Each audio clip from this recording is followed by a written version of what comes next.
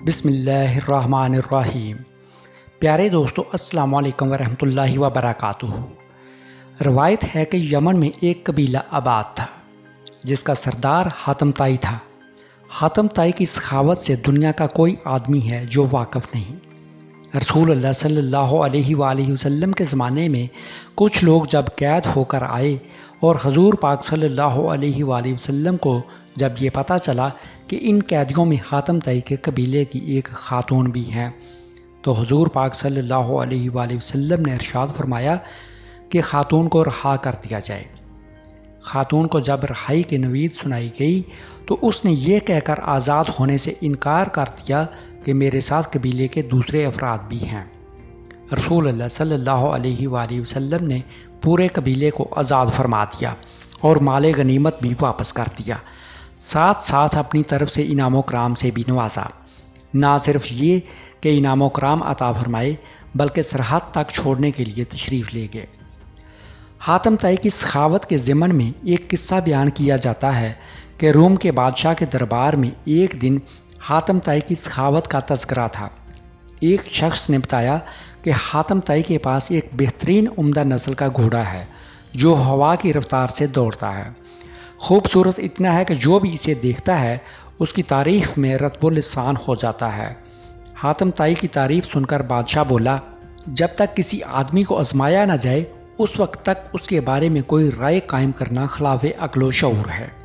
بادشاہ نے وزیر سے کہا کہ تم خود جاؤ اور حاتم طائی کی سخاوت کے بارے میں ہمیں معلومات فراہم کرو اور کسی ایسی چیز کا مطالبہ کرو جو اس کی نظر میں سب سے زیادہ قیمتی ہو۔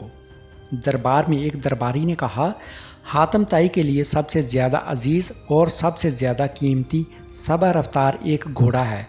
بادشاہ کو درباری کی یہ بات پسند آئی اور اس نے وزیر سے کہا کہ تم خود حاتم طائی کے پاس جاؤ اور اس سے خود گھوڑا مانگو۔ اگر وہ گھوڑے کا اظہار کر دیتا ہے تو حاتم طائی یقیناً سخی ہے۔ روم سے چلا ہوا یہ وفد منزلیں طے کرتا ہوا رات کے وقت حاتم طائی کے گھر پہنچا۔ جس وقت یہ وفد وہاں پہنچا موسلادھار بارش ہو رہی تھی۔ گپ اندھیرے میں بادلوں کی گرج ماحول کو خوفناک بنائے ہوئے تھی۔ ایسے خراب موسم میں گھر سے نکلنا بھی ممکن نہیں تھا۔ مہمانوں کی توازے کرنا امر محال اور مشکل تھا، لیکن حاتم طائی نے میزبانی کا حق ادا کیا اور مہمانوں کی توازے اور آرام و آسائش کا پورا انتظام کیا۔ دسترخوان پر لذیذ بھنا ہوا گوشت کھا کر مہمان خوش ہوئے اور انہوں نے اپنے اندر سفر کی تھکان کی جگہ توانائی محسوس کی اور گہری نیند سو گئے۔ صبح کے وقت بارش تھم چکی تھی، فضا گرد و غبار سے صاف تھی، درخت دھلے ہوئے تھے، ہوا خنک آلود اور دل خوشکن تھا۔ لگتا تھا آکسیجن گھونٹ گھونٹ اندر اتر رہی ہے۔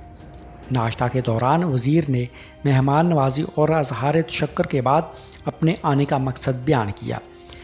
کہا کہ ہمارے بادشاہ کو آپ کے گھوڑے کے بارے میں بہت کچھ بتایا گیا ہے۔ گھوڑے کی تعریف سن کر بادشاہ چاہتا ہے کہ آپ اپنا گھوڑا بادشاہ کی خدمت میں نظر کر دیں۔ وزیر کی بات سن کر حاتم طائی افسوس کے ساتھ ہاتھ ملنے لگا اور بہت افسردہ ہو کر بولا، اگر آپ گھوڑا ہی لینے آئے تھے تو یہ بات آتے ہی مجھے بتا دینی چاہیے تھی، لیکن اب میں مجبور ہوں اس لیے کہ میرا پیارا گھوڑا اس دنیا میں نہیں ہے۔ آپ کو پتہ ہے کہ پوری رات طوفانی بارش برستی رہی۔ میرے لیے یہ ممکن نہ تھا کہ چراگاہ یا گاؤں گھوڑ سے ضیافت کے لیے کوئی جانور منگوا سکتا، لہٰذا میں نے گھوڑے کو ذبح کر دیا اور اس کا بھنا ہوا گوشت دسترخوان کی زینت بن گیا۔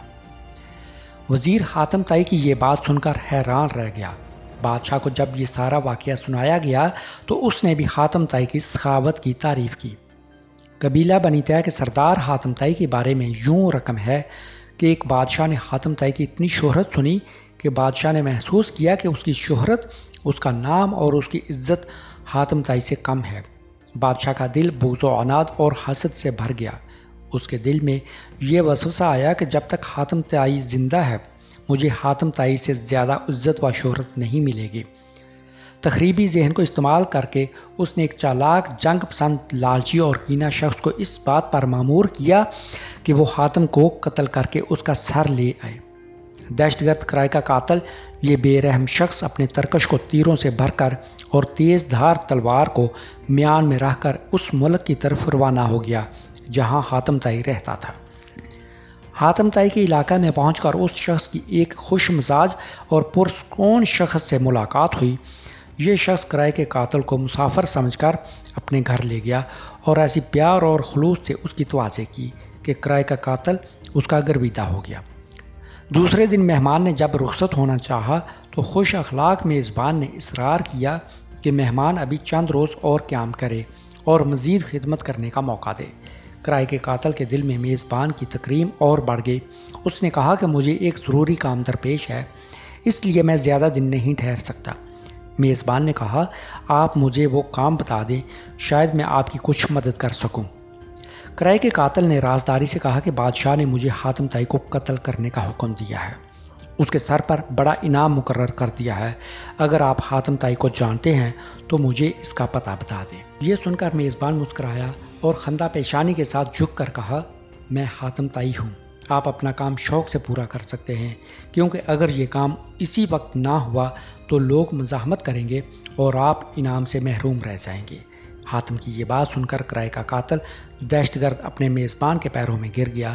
اس نے اپنی تلوار اور تیروں سے بھرا ہوا ترکش پھینک دیا اور کہا کہ ایسے معزز سردار کے جسم پر پھول مارنا بھی گناہ عظیم ہے۔ سخاوت کے بارے میں ایک مجلس میں حضور قلندر بابا اولیاء رحمۃ اللہ علیہ نے فرمایا، ایک شخص رسول اللہ صلی اللہ علیہ وآلہ وسلم کی خدمت اقدس میں حاضر ہوا۔ اس نے عرض کیا، یا رسول اللہ صلی اللہ علیہ وآلہ وسلم، مجھے شہد چاہیے۔ نبی اکرم صلی اللہ علیہ وآلہ وسلم نے فرمایا، عثمان کے پاس چلے جاؤ۔ جب یہ شخص حضرت عثمان غنی رضی اللہ تعالیٰ عنہ کی خدمت میں پہنچا تو وہاں بہت سارے اونٹ بیٹھے ہوئے تھے۔ گیہوں کی بوریاں لادی جا رہی تھی۔ ایک بوری کا منہ کھل کر چند کلو گیہوں زمین پر گر گیا۔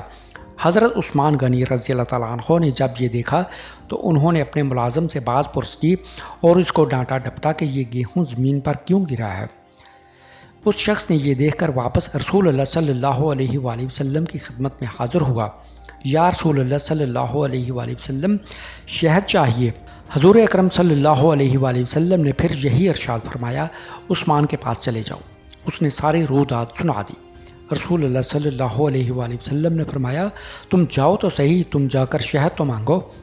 یہ شخص دوبارہ حضرت عثمان غنی رضی اللہ تعالیٰ عنہ کی خدمت میں حاضر ہوا اور ان کے ملازم سے شہد مانگا۔ ملازم نے حضرت عثمان غنی رضی اللہ تعالیٰ عنہ سے کہا، اس آدمی کو شہد چاہیے۔ حضرت عثمان غنی رضی اللہ تعالیٰ عنہ نے فرمایا، اسے شہد دے دو۔ ملازم نے برتن مانگا، اس شخص کے پاس برتن نہیں تھا۔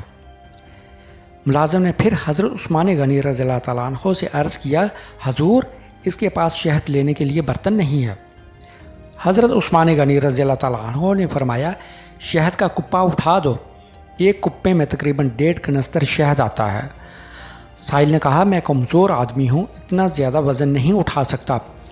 ملازم پھر حضرت عثمان غنی رضی اللہ تعالیٰ عنہ کے پاس پہنچا اور عرض کیا، ایک کپا اٹھانا سائل کے لیے ممکن نہیں ہے۔ حضرت عثمان غنی رضی اللہ تعالیٰ عنہ کو ملازم کی بار بار مداخلت پسند نہیں آئی۔ ذرا تیز لہجے میں فرمایا، اونٹ پر لاد کر دے دو، اور سائل اونٹ پر شہد لے کر چلا گیا۔